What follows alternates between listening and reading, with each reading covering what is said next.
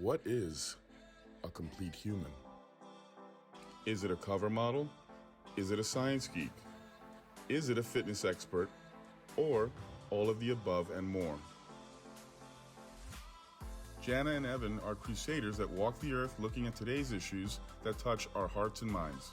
The honest and hopeful outlook on the advancement of today's society. The science behind the decay of human relationships. The necessary preparations for future generations. Join us as we look deep inside ourselves and embark on a journey into becoming a complete human. All right, ladies and gentlemen, welcome back to another edition of the Complete Human Podcast with your host, Jana Breslin and Evan DeMarco.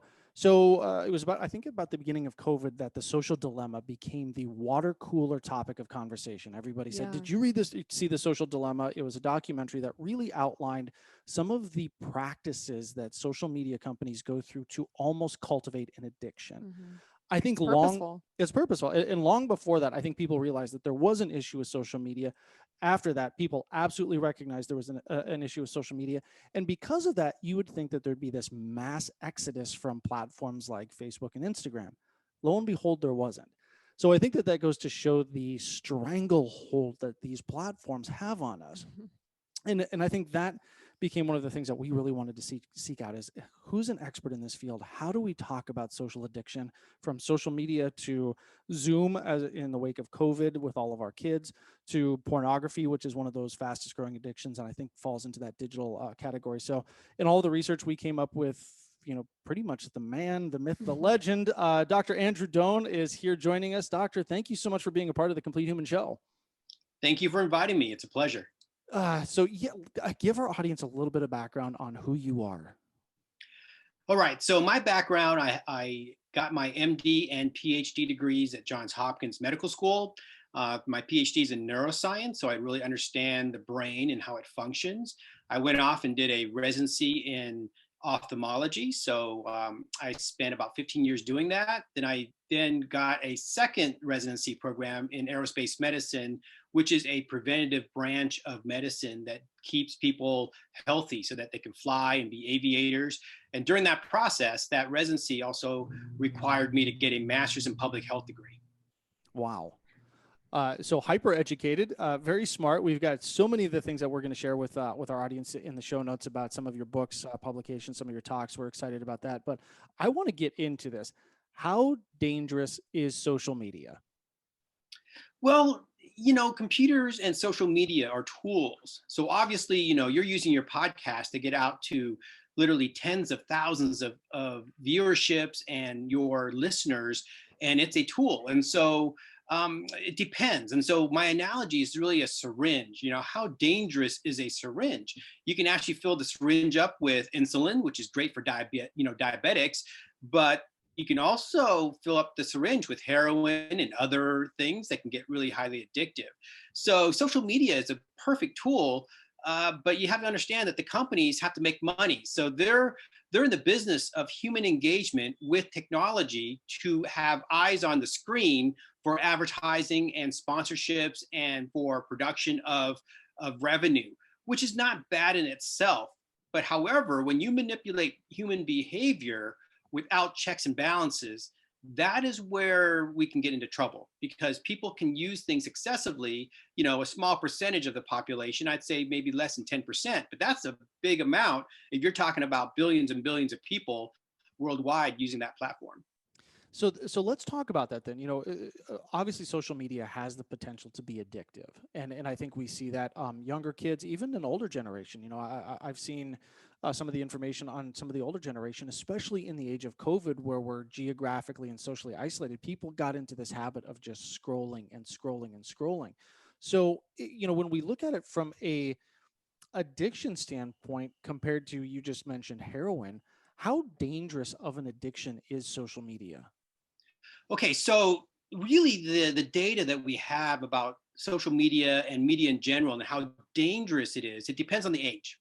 So that means your younger generations, what we tell, I don't tell my patients this, but in certain states where marijuana is legal, what we say is don't smoke pot as a child, because that's going to fry your brain and it's going to inhibit brain development, similar to like alcohol drinking and other things that are legal. You definitely don't want to do that as a child. But pediatricians will agree that if you did it as a 60-year-old person, it's less harmful on the brain. But the problem with media in general is that in order to have human engagement on technology, we need to be awake. So where the dangers come in is sleep deprivation. So people may skip out on sleep in order to, scroll down in the news feed or to interact with people on the social media feeds. And because of that sleep deprivation, depending on how severe the deprivation is, it can be mild to severe that can actually lead to death in some situations, because if they're driving to work and they're sleep deprived, they're more prone to accidents. They are more prone to health problems, diabetes, immunocompromised states. There are so many things we know about sleep deprivation, and that is really how dangerous it is depending on how much sleep deprivation that individual experiences. That makes a lot of sense. And I think I want to expand on that, but I was also thinking in the terms of, we talk about blue light activation before you go to bed and how that, kind of shuts off your melatonin switch, turns on a little bit more of your cortisol switch. So we've got sleep deprivation. I read one study that said, I believe it was 23% of millennials admitted to waking up in the middle of the night to check social media, which that's scary unto itself. But I guess the other question is there a dopamine feedback loop with social media? I mean, we kind of talk about it in the sense of, if it's heroin, you have to take more and more and more to get that hit. Is that true with social media as well? Absolutely. So if for all those viewers, so let me describe this in a way that people can understand, because often the pushback is that people come back and say you don't have the science to describe this, or you don't have the science to support this. Well, the problem is science is going to be 20 to 30 years behind what we're discovering as a problem. So for example, in alcoholism, it took 30 to 40 years for the field to catch up. And so for literally 4 decades, clinicians didn't have a diagnostic code for alcohol abuse disorder. But what I'm going to describe to you, you're going to get. So yes, the blue light does disrupt the melatonin. That does contribute to sleep deprivation. But I think the number one thing that disrupts sleep deprivation is the dopamine rush. And so for those on social media, have you ever gotten an argument on social media where you're, let's say, discussing some politically charged concept, or maybe a faith-based concept, or something that really gets you worked up? You will get, your heart rate will go up, your blood pressure will go up, you will have changes in your physiology because you're aroused or excited about the topic that's being discussed on social media. Now, the brain works on the body through pathways. And so one of the main pathways is through the visual system and through the auditory system and through the frontal lobe and all these central processing areas of the brain. It actually acts on a center called the hypothalamus. The hypothalamus is in the midbrain, and it controls basically the hormonal secretion in your body. So then it basically acts on the pituitary gland, and the pituitary gland acts on the thyroid, the adrenals, your gonads. It controls testosterone, estrogen release, cortisol, adrenaline, thyroid hormones. So all that excitement, all that heart rate changes, all the blood pressure changes are acting through neuroendocrine pathways that control hormonal release in the bloodstream. I think that is the thing that gets people all pumped up and worked up. And that leads back to the hypothalamus as a dopamine feedback loop, because dopamine is a reinforcement, is a neurotransmitter that reinforces behaviors. So if we sense something that we like to do, that dopamine is released to reinforce that behavior. So imagine if your heart rate's up, you're getting all excited because you're in some intense discussion. Dopamine is definitely involved, but you're also secreting tons of hormones that are getting you all excited and ready to fight or flight. And I think back to the previous presidential administration and just the sheer volume of advertising revenue that markets were TV stations were charging because of the polarization of the country. And it was funny, like social media became ground zero for so many of those conversations. I'm like, people could post the most benign thing in the world and it would turn into this 3-day long knockdown drag out about politics. And I remember reading those in the beginning, and you want to contribute, right? And then you realize, like, what am I doing? Like, I'm arguing with someone in Bangladesh who has no idea what the heck they're talking about. Like, but yeah, you just like, why am I so frustrated? Like, what this? I think that's a great point. Like, how activating can social media be in the context of conflict? Mm-hmm. Incredibly. And we can all measure that through ourselves, through our heart rate. We all have Fitbits or, some type of monitor, maybe a watch, a smart watch that can actually monitor your heart rate. Yep. We Just got look at ours your on. heart rate. It goes up as you're getting excited and as you engage on the social media platform. If your heart rate goes up, it had to be through neuroendocrine pathways that are controlled by the brain, which is an incredibly powerful organ to get you all excited and worked up. Oh, sure. Even I know. I mean, even if I've had like super emotional or kind of like whatever mental days, and it's not even there's physical strain, my Whoop, because we were Whoop devices, and what that will show is my strain, even though there's no exercise, is almost higher than any other strain that I would have had, if it was a workout or something. So it definitely shows in data, which was really crazy to actually see that. Yeah. Oh, absolutely. Absolutely. So remember, media really is a kind of like environmental cues that get the body ready to fight or flight. And so it's no different than if you were walking and hiking in the woods and you suddenly saw a bear, for example. Media just mimics what we experience in real life and present to us a virtual or kind of like a digital version of what we normally experience day to day. So it is a tool, but it really gets you worked up.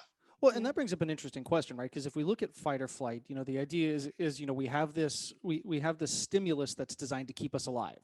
And in such, we run away from the bear, and then we get to a safe spot, and then our bodies have this response that kind of allows us to chill out, to return to homeostasis. If memory serves, we just flood our system with large amounts of acetylcholine, which kind of has that process of stabilizing us. But in the context of social media, with it's the bear that's always in your pocket, how do we find a place of homeostasis when we're constantly in this fight or flight mode? You're all over this. And so this is where the addiction pathway gets reinforced, right? So basically, there's something called tolerance. So the hypothalamus and the pituitary gland does not work in isolation. So as you are experiencing, as we are experiencing all these neuroendocrine release in our body, the hormone levels actually flow back into our hypothalamus and shuts it down. And so it tries to turn it off because we can't be revved up, in this fight or flight state for very long. So as the brain tries to turn it down, we develop tolerance. And that's where your question before ties in, is that we need to have more and more experiences and different experiences and more arousing experiences on social media to feel the same type of rush. And so that is where the addictive behavior comes in. And so with computers that have, smart devices that are always in front of us and always in our pocket, at our, by our bed, we can never get away from it. So the brain really never reaches homeostasis. And so that is where we feel horrible. We get depressed, we get anxious. There's also something now that we describe as FOMO, fear of missing out. So just because we're getting constant feedback from the environment, and if we're not getting it, all of a sudden we feel like we're missing out on things that are happening in this virtual world, which is a representative of what's happening in the real world. Yeah. And so that's where FOMO and all these other things come in together to actually reinforce that addictive behavior. And that almost becomes a clinical diagnosis, right? I mean, if you're in the state of depression that's brought on by social media, by digital addiction, and FOMO becomes a driving force in that response mechanism, isn't for all intents and purposes that kind of a, I don't want to call it a clinical, clinical diagnosis, but isn't that to a certain extent where we're headed with all of this? I think so. The pathway that I described to you, the hypothalamus pituitary adrenal pathway, it's well known in the psychiatric literature. So when I was doing all this research and compiling, all this information, using peer-reviewed journals and research articles, hypothalamus pituitary adrenal dysregulation can lead to atypical psychiatric disorders, including depression, anxiety, psychosis, all these different psychiatric problems when that pathway is dysregulated and not in homeostasis. And so those pathways get worse when you're sleep deprived as well. Mm-hmm. So I kind of want to lead us down a road of potentially solving this issue, but in kind of looking at digital addiction, I equated it a little bit to sexual addiction. And in my mind, and have some fun with me here for a second, but you can live without alcohol, you can live without heroin or cocaine. Those are legitimate chemical addictions. The species as itself cannot live without sex. That's our way of reproducing. And summarily, the phone itself, our digital world is not going to allow for people to just kind of abandon that. And is it essential for our survival as a species? Not necessarily, but is it kind of essential for us to be active participants in the world that we live in? So when we look at these, sexual addiction, digital addiction, how do we start to create patterns that don't, like, how do we create patterns that allow us to live in this world where these are relevant technologies that do have an impact in our life, but still could be very detrimental? I totally agree with you. So another analogy is food addiction, right? I mean, that is not a clinical diagnosis, but we see food addiction everywhere when obesity rates are just, skyrocketing. And so we need to live in a world where there's food everywhere, as we have to live in a world with technology being everywhere.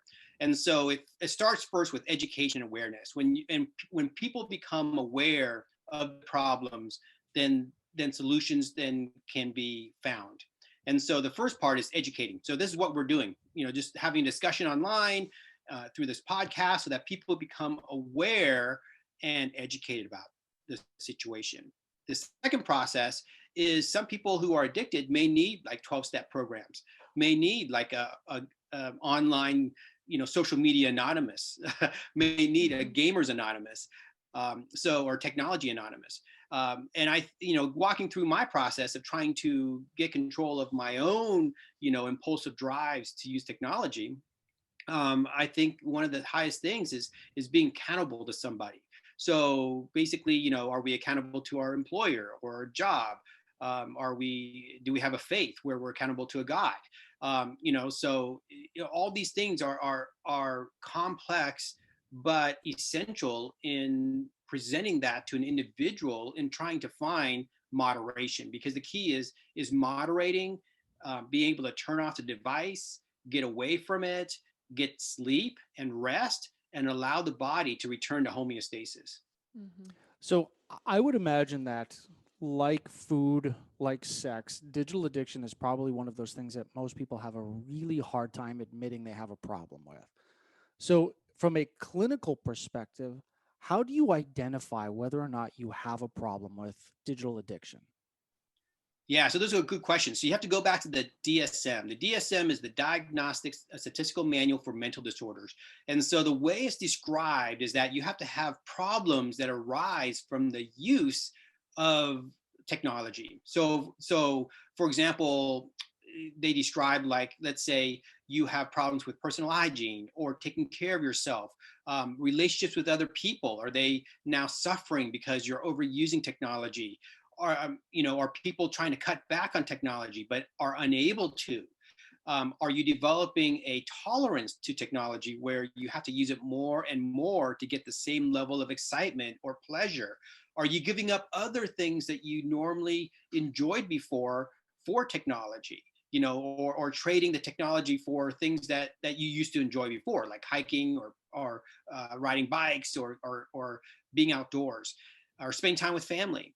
The other big issue is financial problems. Are they spending all their money online, especially with gaming? These gotcha games, for example, that people are spending literally thousands and thousands of dollars. I just got off this YouTube broadcast where this gamer online was describing how he spent over a period of 3 years $26,000 on these gotcha games, just buying virtual items. And so, are they spending all their time and money? Are they suffering from work and school in spite of knowing that the technology use is bad for them? So they are aware, but they just can't stop. And so their work performance and school performance decline. So when these people exhibit, based on the DSM, let's say 5 to 6 problems out of the, let's say, a dozen criteria, that's when it meets clinical addiction. But my argument for this is that sometimes even only one out of the dozen is enough. So let's say your work suffers and you get fired, but you have no other problems. Well, you may not meet the clinical definition of addiction for technology or gaming or social media, which, by the way, there's not an official diagnosis yet. So we're still way behind on that. But let's say if there was a diagnostic, criteria, they would not fit the clinical criteria if they only had one out of the dozen. But one could be enough to get them into sleep, like sleep deprivation, deep depression, and incredible anxiety, especially if they lost their job over being on social media all the time. Or gaming, and I know that a lot of your focus has been on gaming as well. So I'd kind of like to bifurcate those a little bit, because I think that gaming is almost one step beyond social media. There's an interactive component to it, but I read one study that showed that there was a high, and correct me if I'm wrong on this one, but it was that gamers were showing a advanced state of cognitive decline, and it was sleep deprivation, it was blue light activation, it was poor diet, sedentary lifestyle. But there was the idea that gamers who were sitting in these chairs for 10, 12, 15 hours a day had a higher propensity for cognitive decline, beta amyloid plaques and tangles. They weren't actually going through the lymphatic drainage process of utilizing deep sleep to clear out those beta amyloid plaques and tangles. How different is gaming than social media, and how much more dangerous is gaming than perhaps like Instagram? Interesting. So I'm glad you brought this up. I have a term called digital potency. So imagine a bar, and on this side you have like less potent things. So for example, it's like email, Wikipedia, stuff that you have to do for work. And so some people do get addicted to email, right? They love the randomness of email. You get spam, and then, whoa, someone just booked a podcast with me. You understand what I'm talking about? So when you get those positive reinforcement emails, it can actually lead to that dopamine rush where people are constantly checking their emails for whatever they're looking for. Now, if they were trading stocks, email can be highly addictive because they may get email notifications or even quicker text notifications on their stock trades. And so that is the lower potency side. And then you move up to like social media, where companies have gamified social media. And if you look at the research out of Stanford, Nick Yee described the addictive elements of gaming to be three things mainly. It's immersion, so you feel like you're part of that world, and so social media does that too. A lot of people like to be a voyeur and watch other people's lives on social media. It allows them to be part of their friends' worlds, right? And then the other one is achievement. So having goals and high scores and battle passes where you have to complete missions and tasks in the game. And then the third part is social interaction. When you have all three of those components, it becomes incredibly compelling for the human to engage in that software program. And so that's where gaming lies. And so now in gaming, you can break it up into like, non-social games versus social games, like chess versus checkers, and then all the way to like massive multiplayer online role-playing games, to basically all the way up to, the digital crack of games, which I think are the, like the battle royale games where you're socially competing in real time with other people in random matches. And so, but keep in mind that the digital spectrum for people is like a buffet. Some of us prefer apple pie versus, peach pie versus lemon meringue pie. So similar to the digital media spectrum, some people prefer pornography as being the mostly addictive, right? You mentioned porn. That could be the highly mostly addictive digital media content, versus gaming is not so much. It might fall on the digital spectrum closer to work type of activities. And so depending on their digital media profile and preference, that can lead to how captivating that software is for that person. Now, obviously, technological innovation has brought us to the place where we have some of these amazing, complex worlds, these role-playing games where people can immerse themselves, they can lose themselves, they feel like they've got a family that, they've never met. It's someone on the other side of the world, but yet they've formed a relationship with. We understand, I guess I understand that technological evolution is the hallmark of what we've accomplished as a species, but is there like a tipping point? I think back to my Nintendo, Super Mario Brothers, kind of that first real big, game. You'd beat that in like 7 minutes. And then there was like, it was so boring afterwards. Like, I guess we have to go outside and play. Now you could sit down on a couch or in a chair for days on end and play these. So have we taken technology too far in the quest for innovation and or capitalism? That's a question that I don't have an answer for. I just know that companies are driven by revenues, and they need to make things that can make money. And so some of these games are incredibly profitable. There's a huge industry in it. There's $1 trillion industry wrapped around gaming, and smart devices and mobile devices and the software packages. So keep in mind that there's a lot of lives dependent on the gaming industry. Right. So gaming actually itself trumps professional sports now, trumps movie ticket sales, trumps book sales, music sales, all together combined. So that's how big that industry is. And so it's grown big. And you're right. I mean, as a measure of how big it is, it's huge. But I think that it starts with education, warning people, and setting, reasonable standards for families, so they understand. And I think where the harm comes into, and you mentioned this, these are endless worlds, unlike the Super Mario Brothers, what we grew up on, where the game ends in 7 minutes, if you can beat it in 7 minutes. Basically, it ends in a timeline or a finite timeline. Now you have these never-ending worlds, and this is where it's dangerous, because with never-ending worlds, people can lose their lives diving into these worlds and never get out. So this is like this never-ending infinite rabbit hole that they dive into.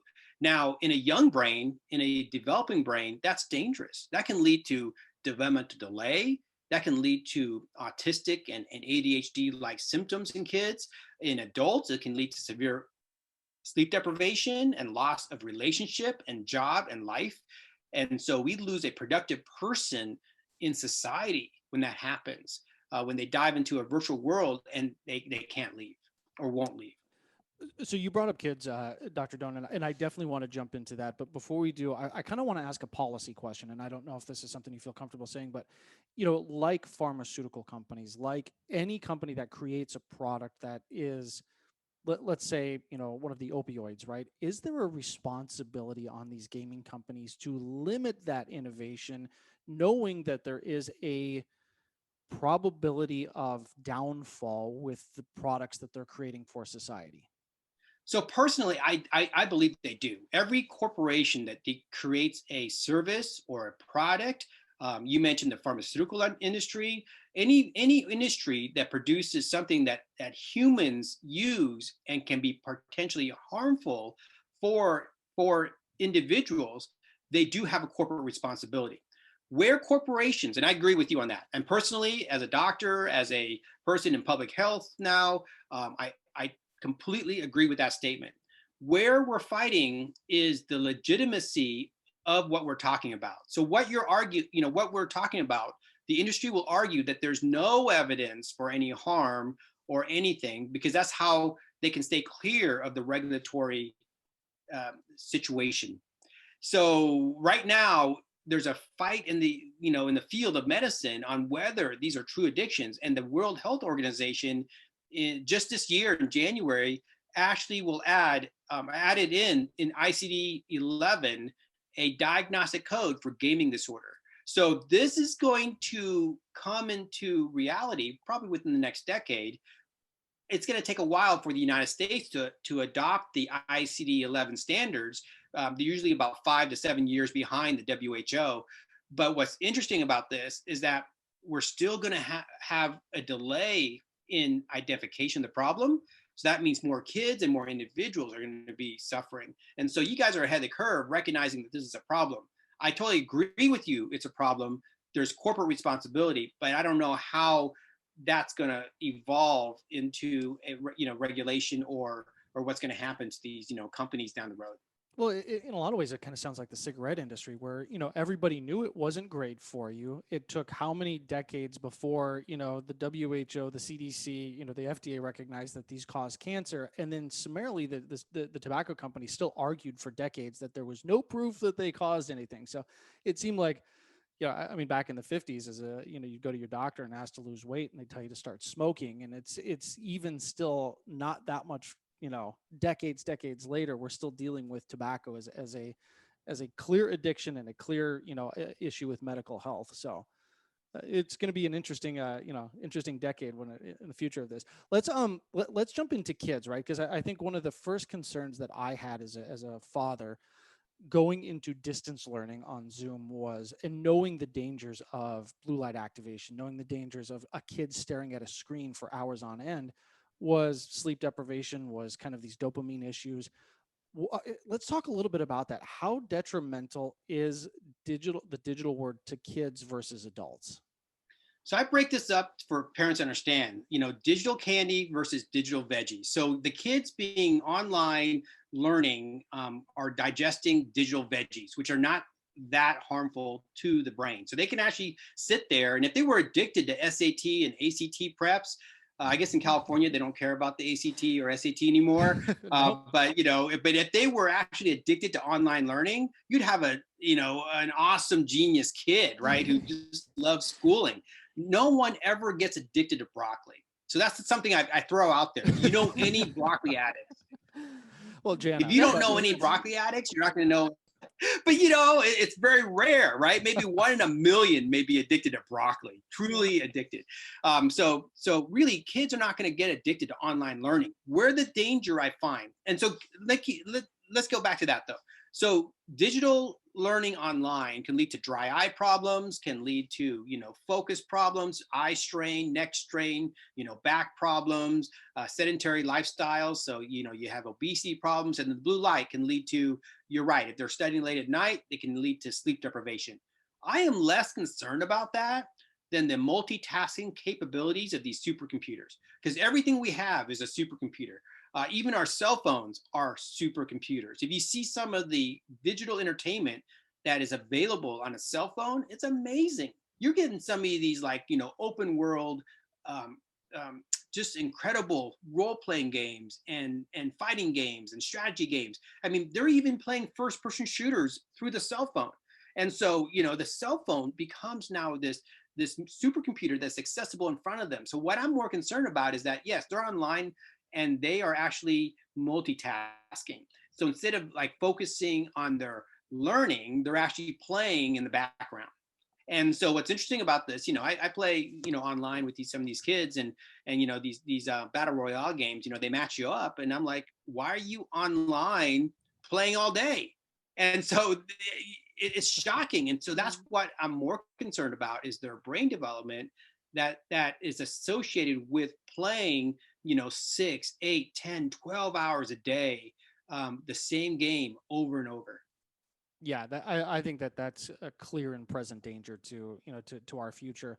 One thing before we kind of jump into that too, because I think that you have some fascinating research on eye and brain development as a result of this.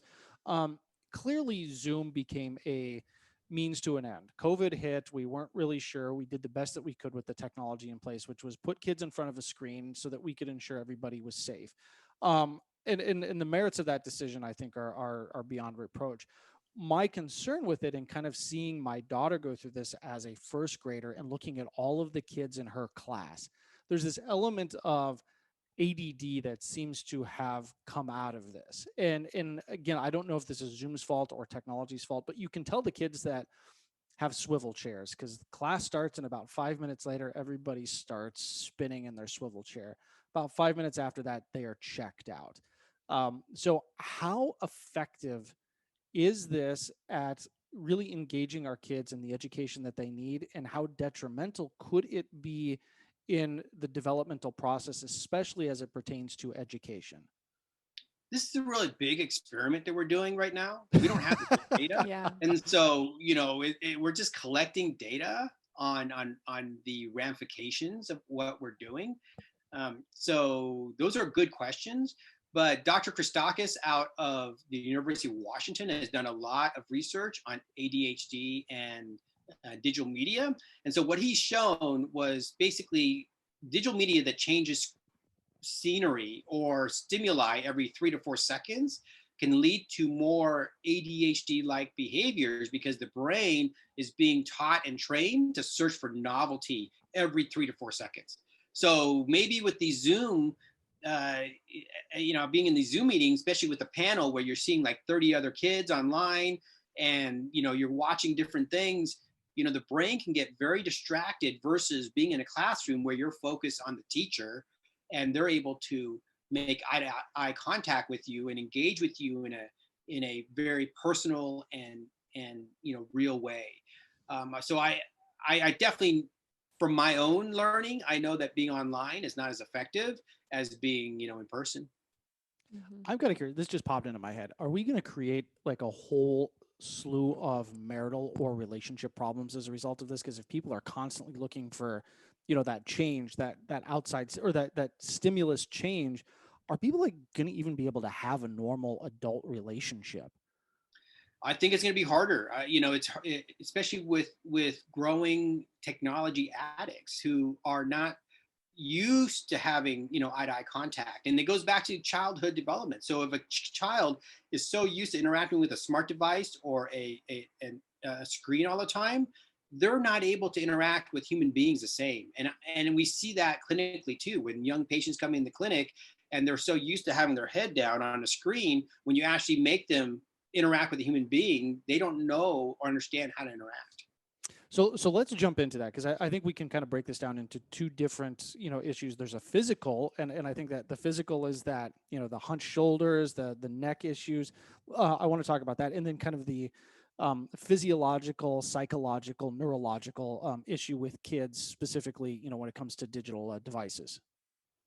So what's interesting is that as an ophthalmologist, my colleagues and I are screening kids for developmental delay. So they get sent to us by the school nurse or their pediatrician to make sure their eyes are okay because they have some sort of developmental delay or maybe an autistic diagnosis. And so they come to us, we screen them, and what we're seeing is that a lot of the kids have normal vision. And so there's something coming out of Europe now with Dr. Harley from France, and he's describing what he's seeing as a virtual autism, meaning that they exhibit signs and symptoms of an autistic child without having all the classic symptoms of autism. And it's related to the amount of hours they're exposed to the screen. And so the way people can understand this is that if you're a bodybuilder and you go to the gym and all you do are right-handed curls, by the end of a year, you're going to have body dysmorphia, meaning that, your right arm is going to be so much larger than every other single, muscle group in your body because all you do is right-handed curls. So if a child, all they do is interact with the screen and a particular, software package, their brain will overdevelop those skill sets. So whatever they're developing, there's going to be some positives like hand-eye coordination associated with that software package, or recognizing colors, or whatever skill set they're learning through that software package. But they're going to over-exaggerate brain development in that area and sacrifice other areas. They're going to sacrifice communication skills. They're going to sacrifice eye-to-eye contact, how to have impulse control, how to behave. So let's say, you're a parent and you're at dinner and you're using the screen as a way to keep your child quiet in a public restaurant. What you're doing is keeping the child quiet, building up the skills that software is designed to do, whatever it is, recognize colors really well, but at the sacrifice of not having that child be able to sit there still and be behaving and having patience and impulse control while you're having dinner together as a family. And so when that child grows up to 12 or 18 or young adult, they may not develop those skill sets because their brains were never forced to develop.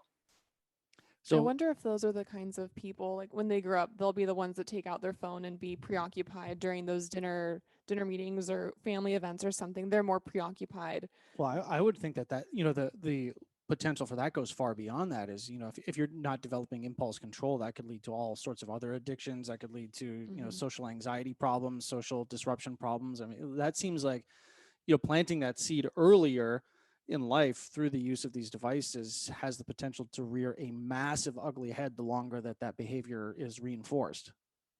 Absolutely. And I'm completely agreement with you. And the pushback that we'll get from, you know, other people who don't agree would say, where's the research to prove it? Well, I would say that you can't really do the research because, you know, population studies are so complex because it's human behavior we're trying to study.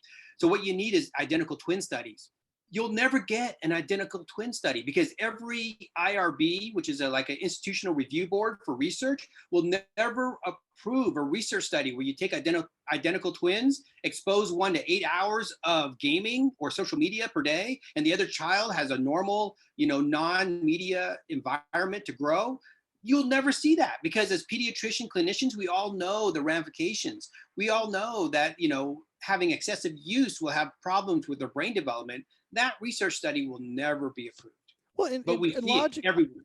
Yeah, and logically, that, you know, my pushback to that person who's pushing back is like, you're not going to get an IRB approval to study fetal alcohol syndrome. You know, we just intuitively know that certain things are wrong. Yeah. And if we intuitively know it, why can't we at least, you know, act as if there's a precautionary or a preventative measure that seems to everyone to be very clear? You know, I don't think we need 30 years worth of clinical data to say that these could be fundamental problems that we as a species face because we have an entire generation growing up with their nose not in a book, but in a digital device. So for my patients that actually, you know, kind of listen or actually respond to what I recommend, it's amazing. You know, you see like a 2-year-old child who was actually severely autistic, and then 6 months later, the whole diagnosis is like dropped, like, you know, it's gone. And so that's the exciting part, is that you can actually see this brain rehab in real time, especially in young children. So in parents that listen to, you know, after this podcast, you know, they go and they take the screens away from their 2-year-olds, they can see an immediate change within a few months. So the evidence is right there in front of them. Yeah, And even if the child's autistic, what happens is it changes their developmental trajectory. So that means that, yes, their autism may be there genetically, but the screens actually make it worse. that makes perfect sense. Yeah. And I think N of 1 is still a very powerful number. Absolutely, especially when you can see it in real time. So that's why I love explaining things so that people can actually try it out themselves, because that's really the true science. And often when, you know, the other researchers will argue, well, there's not enough data. When I'm like, you don't need data when you describe human health to people and they understand. So anecdotal evidence can actually be very, very powerful, especially when it works in a matter of a few months. Absolutely. Right. Now, what I'm curious, in your research and understanding, excessive use, just so people can get a tangible idea of what that is, what do you recommend people stay under as far as time limit on digital? So the American Academy of Pediatrics have done a lot of research on this, and they actually recommended anybody 2 years or younger, no engagement whatsoever on the screen. But they changed it. I think, you know, I don't know why they changed it, but they said 30 minutes a day is okay. Okay, so if you want to expose your little baby to 30 minutes a day, I think that's okay. But I would say nothing before the age of 2. From 2 to like teenage years, the American Academy of Pediatrics recommends maybe 1 to 2 hours a day. And then after teenage years to adults, maybe 2 to 3 hours a day maximum. But that means that if they're going to play games, that's it. That no more, you know, watching TV. And if they're going to watch TV for 2 hours, then nothing else. So you really have to come up with a time budget and say, okay, if you're going to let your child engage in certain media activities, these are the limits. I recommend, however, no gaming by themselves, probably until they're young adults. And so if you're going to game, you game with your child. So you treat it like a board game. So then you're playing together and you're engaging and you're building relationships together. But then you're able to regulate and set basically limits, and the parent becomes the brain power for the impulse control. The child, because you're exposing that child to something highly addictive, they don't have the impulse control probably until their early 20s to maybe mid 20s. because the brain is not fully developed. The brain fully develops at age 25, but it That's doesn't the fully executive develop. level function. That's right, exactly. Yeah. So it starts from the back of the brain to the front of the brain. So the frontal lobe completes its maturation at age 25, and that is why intrinsically insurance companies know to give 25-year-olds a break on their car insurance, because that's when people tend to make better decisions. I'm still waiting for that development to happen. Me too. I'm 50 and I'm still waiting too. You know, it really highlights the importance here, because even apps and certain companies are actually allowing time limits on, you know, I think it's Instagram or Facebook. You can set a time limit on your phone because they know that you can get sucked in for a while. And I think it is kind of respectable that they allow something like that. I gotta strongly disagree. I think that's kind of like, you know, the drug dealer on the corner saying you can only come see me every other day. Yeah, I mean, like you know, it's but still, like, you know, we use social for our business. Like, we're on our phones and computers all day long. It is nice to kind of also have something to keep us accountable to. And if that comes from the company, I But if think you that's don't have nice. the impulse control to not, you know, continue to, you know, swipe through, do you have the impulse control to go in and set times? I think that's one of those social things that they say, like, we're going to do this because it makes us look better, not because it's actually a tool. And I could be wrong, Dr. Doan, but I think you're both right, actually. I think, you know, having a gauge is really helpful. And that might be their out to say, hey, listen, we're letting people gauge. And so it's up to them to make decisions. But I also agree on the other point is that that's not enough. They need to have a warning label, right? So I think most parents will actually be more cautious, and families be more cautious if there was a warning label that said, you know, the Surgeon General of the United States of America, you know, warns against excessive use because it's going to lead to developmental delay, which mimics autism or ADHD symptoms. I think people would take it more seriously. totally. Yeah. Yeah. So I think you're both right in those realms, and this field is evolving, and I'm just watching this social experiment to see how it unfolds. But I think that once there's enough people affected, then there will be a change. But that may be, you know, several decades down the road. Yeah, and I think the change, and unfortunately, as we're seeing with Instagram, with Facebook, with these gaming companies, is that, you know, it's the change flies in the face of capitalism. So how do you, you know, how do you invoke change when it ultimately impacts shareholder value? And companies don't necessarily like to do that. Mm-hmm. Absolutely. And you remember, I mentioned this is a $1 trillion industry. I mean, right now, you know, Apple and Fortnite are in a fight on, you know, Apple royalties, right? Fortnite's a game that makes $1 billion a year, and Apple was getting 30% of their revenues through the App Store. And so I think it would amount to like 100 million a year or 200 million or something like that. So remember, these are big dollar signs that we're talking about. And so I'm definitely not advocating for taking it all away, but there has to be some reasonable warnings and moderation and guidelines for the reasonable use. But I think, you know, where these companies are going to get in trouble is that, unlike, you know, the Nintendo system that you grew up with, we didn't track the hours that a child played. Nowadays, these accounts are tracked. So where a company could get in trouble is that if they know a teenager is playing 80 hours a week, how can that be healthy?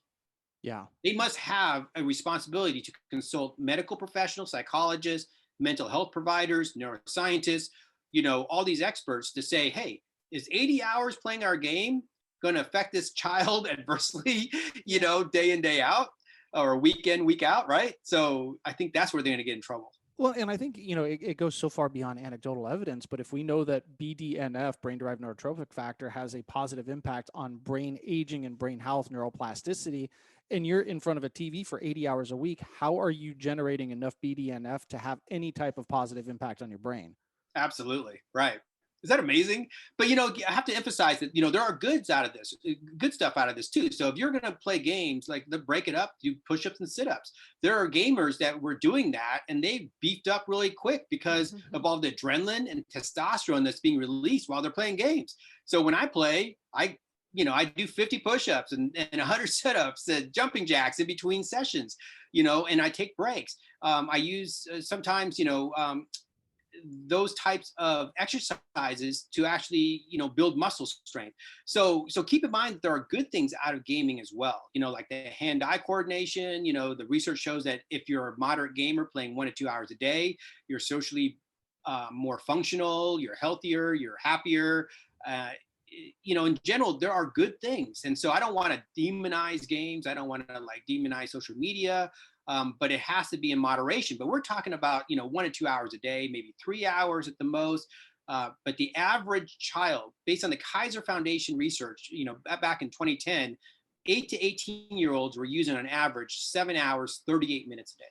Holy cow. And that's 11 years old research. Wow. Yeah, And I so think you know they that number's updated only now to gone over up. 12 hours because of the smart devices following them everywhere. So, while they're waiting for the school bus, while they're waiting for their lunch, they're on their phones, doing something entertainment-wise, not education. This is entertainment media. I have an idea. What's your idea? What we'll call it the Dr. Doan protocol is that with any gaming system and or social media, after you've been on it for, let's just say 20 to 25 minutes, there's a mandatory, shall we call it a commercial break, where you have to do 20 push-ups and the system won't allow you to start back up until you've done that. That'd be great. That's a great product. Yeah. And you have to wear like a tracking, like a Whoop device or a Fitbit or something to track your heart rate. Yeah. And it gets Actually, I had this idea a long, long time ago, and I think someone did it, but is you put a stationary bike in front of the TV with your gaming system and you attach it to a collapsible circuit. So unless you're pedaling at a certain RPMs, the whole system shuts down. That's great. Oh, I love it. Yeah, So I have a question about our eye health. I know we wanted to jump into eye health a little bit. What are we seeing as far as, are we having any ocular degeneration or any issues with the eyes with excessive use of technology? So the main thing is probably dry eye. So when people don't feel pain, they won't blink. And so gaming actually is used as a pain control out in University of Washington, for example. So there's a group out there that uses virtual reality gaming where you're shooting rapid fire snowballs at objects in the game. And you can actually scrub and debride the burn wounds off of kids and adults. And so they're like, hey, I love this activity. Go ahead and scrub my wounds every day. Oh, and wow. so because of that same phenomenon of this arousal that I described through the hypothalamus, pituitary, adrenal, axes, and the brain playing tricks on pain reception, people don't feel pain, so they don't blink. And if they don't blink, they get dry eye. And dry eye can lead to double vision, which is transient. But chronic dry eye problems can lead to other ocular, irritation and problems.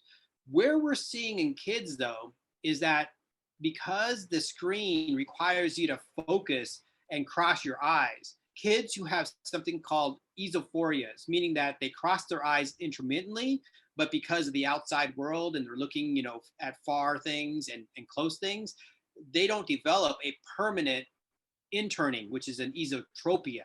So what happens is if they're looking at a screen at let's say 10 inches away from their face all day long, they can actually turn that intermittent turning in of the eyes to permanent. And so there is now reports of eye surgeons seeing kids who had basically this intermittent interning the eyes into something more permanent because they're always cranking in that accommodation, forcing their eyes to turn in. You might not get this, but do you remember The Jerk, the movie? Oh, yeah. The Optograb? Steve Martin had one of the best movies of all time called The Jerk, and he's a down on his luck, backwoods Alabama guy who develops this, called it the OptiGrab, and it was this little thing that would, you could grab your glasses here instead of around here. He became like a billionaire, but like 2 years later, he found out that everybody went cross-eyed because they were constantly staring at that. Gotcha. That's what we're seeing with screens. Yeah. Yep. So I was going to ask, now, are we seeing only nearsightedness from that, or can I'm not sure of all these medical terms, but does this mean that they can't see far and they can only see up close now, or what is the consequence? Yeah. Okay. Yeah. So the interning of the eyes has nothing to do with their visual acuity, meaning that it doesn't affect seeing far and near. It mainly deals with the alignment of the eyes. So instead of the eyes pointing forward, because they're interning to look at a screen, these kids can actually come up with cross-eyed, where basically they are permanently turned in and they need surgery to actually detach the muscles on their eyeballs to realign them. Mm-hmm. So Wow. that's a physical problem that actually becomes a surgical problem. That's what I'm referring to. Gotcha. But there's also some research too that says that if you're looking at things up close all the time, it actually is increasing those who are prone to nearsightedness, where they can see things up close but not far, actually can exacerbate that condition as well. So, and that's what you're referring to. And that's the mechanism of action that I'd like to discuss, because there's always been this underlying current of, well, blue light is bad. And, we know that our greatest source of blue light is the sun. But is there any differentiation between the shorter wavelength of blue light coming off of these devices versus the sun? And is there any type of aging that seems to be hypothesized in shall we say, the functional medicine community about the dangers of having that shorter wavelength blue light up close versus, being outside in the sun, which is where we're supposed to be? There's no research that I'm aware of that really distinguishes that. And so with the blue light, I'm more concerned with the abnormal delivery of blue light at abnormal times.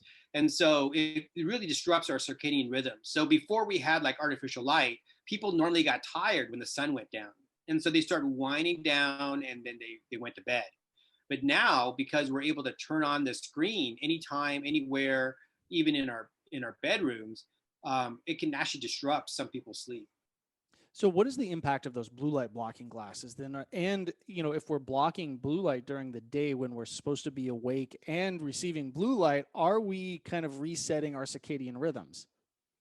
Yeah, the research is still out on whether the blue light blockers are really helpful or doing anything clinically.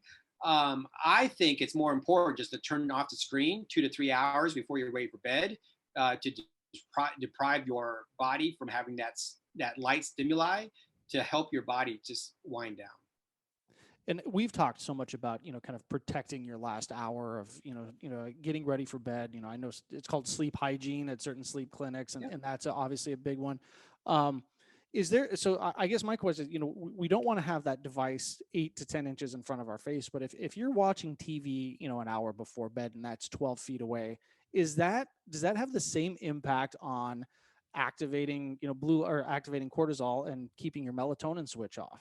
It can, depending on what you're watching, right? So if a child or even an adult are watching something very exciting or arousing or scary, it can actually, raise your cortisol and adrenaline the same way. Your heart rate goes up. And so just keep in mind that if it affects you, it's better to turn it off. Now, everyone's different. So, some people, for me, I can watch a movie before I go to bed and I can fall asleep right away. So it's not that exciting for me, but for some, it affects people differently. So it's kind of like in medicine, you give someone a pharmaceutical, it affects people differently. So I think basically the big sweeping answer for everybody is everybody has to watch Bob Ross before they go to bed. That will definitely put you to sleep, right? Yeah, I love that. We're almost out of time here, Dr. Doan, but I kind of want to touch on some of these. There's been so much data that you've given us, so many like tips and tricks, but if, outside of, kind of the 35,000 foot view that we've taken to this, are there some concrete things that you highly recommend that most people do to really limit the potential for addiction and or the potential for some kind of physiological harm as a result of all of this exposure to light, or to devices, I should say? Yeah, so I think, for families, come up with a plan and write down a plan for the family to follow. For example, having a charging station in the kitchen so people can all leave their devices there and charge it in one place. And that way they can have dinner together without distractions. Perhaps, lock up the devices from the kids, at night. And so they're not in their bedrooms, playing. Definitely no screens in the bedroom for the children. Take out the TVs and the game systems. I know so many stories of kids who just don't sleep because they have access to that in their bedrooms. And for adults, take breaks. Just be aware that the social media does get you aroused or excited or can really upset you. So learn to turn it off and learn how to set that your brain back to homeostasis by giving your brain a break. And then for those who are engaged in the media, take a break every 30 minutes, do some push-ups and sit-ups. I think that really helps and breaks it up. There's certain days where I go through binges too, on the weekends where I have nothing to do, I'll end up doing 500 push-ups because, I'm on the screen all day. But again, I'm working out, and, it does break it up and it helps. Yeah, I love that. You're holding yourself accountable, and that's the important part. That's kind of cool. I played video games on the weekend and I got yoked. Can we apply that to work? I think so. Like, we spent, 2 hours on emails, so now run around the block or something. Yeah, I think that's a great idea. Awesome. Dr. Doan, where can people find you? Yeah, you can go to my website, andrew-doan.com, and have a contact form there, and they can email me directly. Wonderful. Amazing. And, I guess the hypocritical question is, are you on social media? I am on social media as well. Good. And we'll put all that information in the show notes. All right, ladies and gentlemen, this has been a fascinating conversation with Dr. Andrew Doan. We've been talking about the dangers of social media, of gaming, of spending too much time in front of screens for a long time now. And I think the reality is that there's a lot of research that still needs to come, but by and large, there seems to be the ever-evolving ideology that too much screen time is bad. There's been some amazing information that hopefully we've shared with you, that Dr. Doan shared with you, on ways to mitigate that, on ways to just make small lifestyle optimizations so that you can improve your outcomes in all areas, especially as it pertains to some of these things that we clearly cannot live without as a technological society. I think, again, just fascinating information. So Dr. Doan, thank you so much for your time. Yes, thank you. You're welcome. It was my pleasure. All right, guys, ladies and gentlemen, thank you for tuning in to another edition of the Complete Human Podcast with your host, Jana Breslin. and Evan DeMarco. We'll see you next week. Bye, everyone.